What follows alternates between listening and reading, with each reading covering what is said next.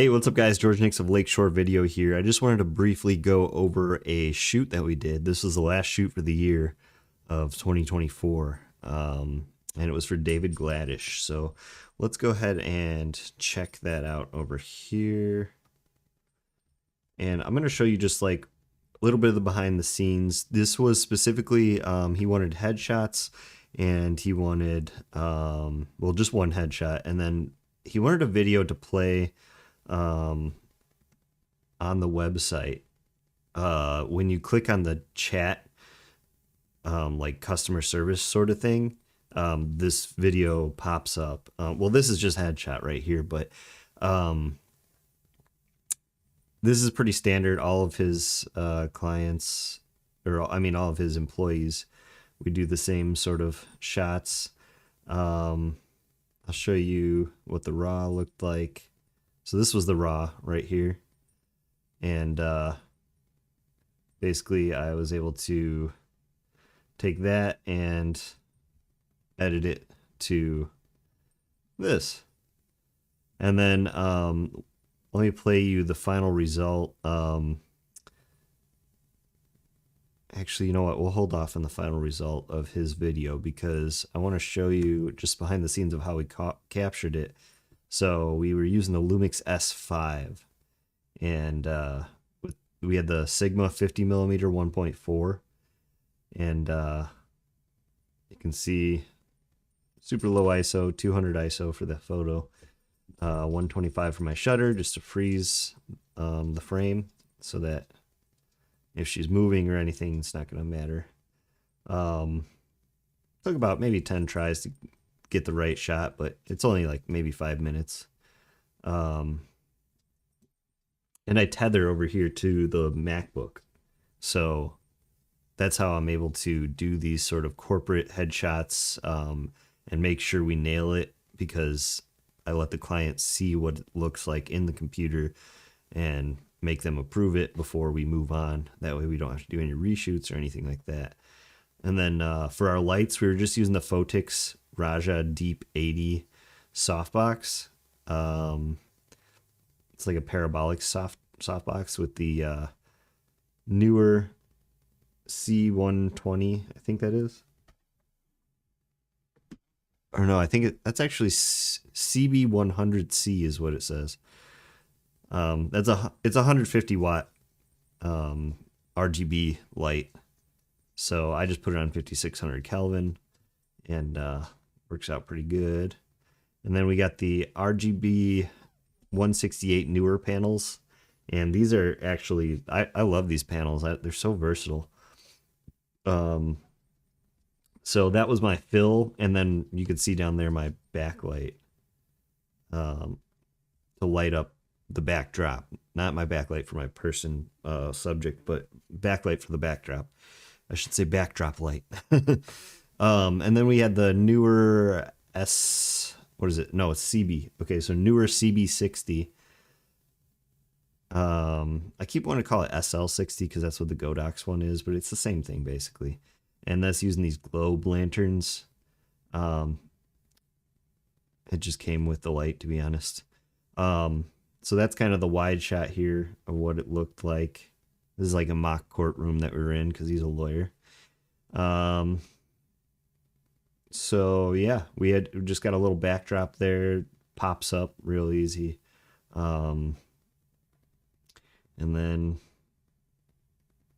everything was, and the reason why I used constant lights for this is because we were doing both headshots and that, you know, straight to camera shot. What's up, guys? That's just me doing behind the scenes. But let's look at the results of David. So if we look in here, Recording. this is what we actually recorded. Whenever you're ready. Hi, David Gladish. I know this is a rough time for your family. We're here now. And so that's filming in Vlog. And you can see over here, we were using the Lumix S9. And the Lumix S9 allows you to do 6K open gate, which basically means we're filming with the full 3x2 sensor. So if you notice in that shot, this is 3x2. That's not 16:9. And whenever you're ready. And the reason, the reason why we do this is because you can recrop this to vertical, or you can recrop it to your 16:9. So in the Lumix S9, it actually has like markers that you can turn on that'll show you 16:9 and 9:16 frame markers. So that way you can just frame it up so that you can get both at the end result. I like to do it that way just in case, in case you decide to use it in 16:9 or whatever. So this is kind of how I film all my client stuff. 6K gives you tons of room to crop in and stuff. So let's see the final result. Here's on the white background. Hi, I'm David Gladish with the Gladish Law Group. I know this is a rough time for you and your family. So that's what it actually ended up looking like when I just cropped in, and then I cut him out and put him on a different background. Hi, I'm David Gladish with the Gladish Law Group. I know this is a rough time for you and your family. We're here to help. The help starts at the... So this is what I actually delivered to the client, and it's currently up on his website. They put it up right away. You click on the chat thing and it says, hey, thanks for visiting, whatever you just said. Very cool. I didn't even know you could incorporate that into your chats, but must be sort of a newer thing, and everybody's doing it, so that's why we did it. And it turned out really well, but this was honestly insanely hard to cut him out. I want to kind of go into that. I feel like some people might benefit from this, but essentially, go to project files, and I'll open up After Effects, and I'll let you see. So what I did is I actually exported that original file that was with the white background, this one. Hi, I'm David. So that I had a smaller file to work with in After Effects, because the 6K is just going to take forever, all night to render, trying to cut someone out. But basically, I just used the roto brush right here, and you take your subject here, and let me see here, effects, roto brush. I'm just going to delete the roto brush so you can see. So basically, we can get this to fit. Hang on. Fit. There we go. So basically, you just take your roto brush, find like a spot where you can see like there's little empty spots on the left and right side of his where his arms are. And so we just draw right around here. We want all this stuff. And now it selected everything except for the white spots, basically. Oh, we missed his, whatever you call the little handkerchief thing. So we just fill that in. Boom, it got it. So now it's grabbed like everything. And you can fine tune it a little, like his ear, like maybe add that back in. But as long as it's pretty good, that's all you need. And they do make a refine edge tool, but we're not going to do that because I found it's not perfect, and it's extremely hard with hair, especially to like really cut someone out well. I think you're better off green screening, honestly. But this is, I just wanted to see if I could make it work. So we just did like a very basic thing. And what I did is I actually went over here to shift edge. And let's see, is there a way to zoom in? I can't remember how to zoom in on this. I feel like I used to be able to zoom in on here for you, but I don't know how. Oh wait, is it plus? No. Command plus. I can't remember. Anyways, you have to take my word for it or look really close. But on the left-hand side, we have this shift edge thing.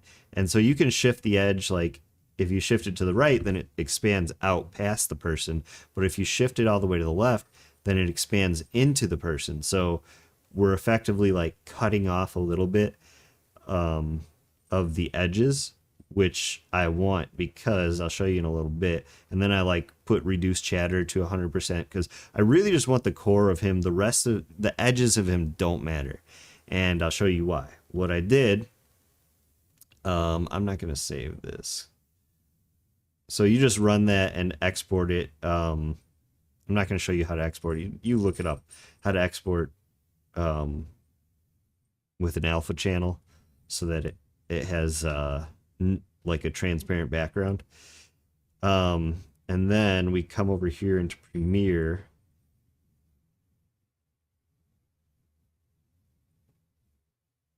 Give it a second to load. And so over here in Premiere, what I did,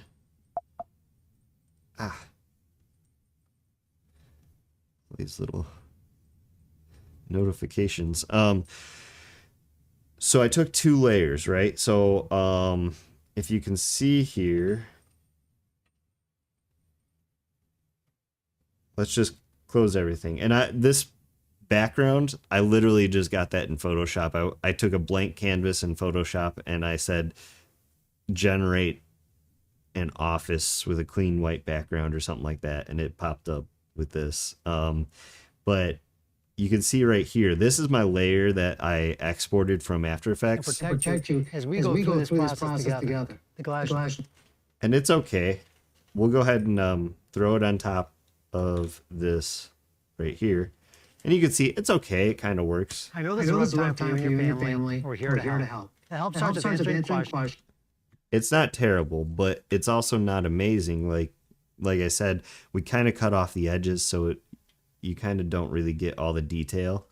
But what I did is I actually, let me turn off all this stuff. I got this layer right here. And under effect controls, you go to opacity and you can select like different ways to blend it. And so there's like normal that just kind of lets you see it like it normally would be. And then if you go to darken, let's see. You might not notice anything at first, but once you put something below it, like this background, boom, now the background is coming through all the light parts of the image. So like if I went back to normal, you could see nothing, but you hit darken and it pulls it through all the light parts of the image. So you can see we're kind of like screwed up here. The main like lighter parts, his skin and stuff, are kind of fading out, and that's why underneath it I put, bam, that layer that we exported that was, you know, just him.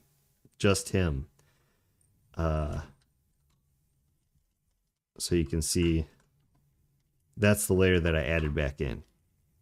So essentially all we're doing from here with that darken one is just adding the layer of him underneath to fill in the spots that are fading out.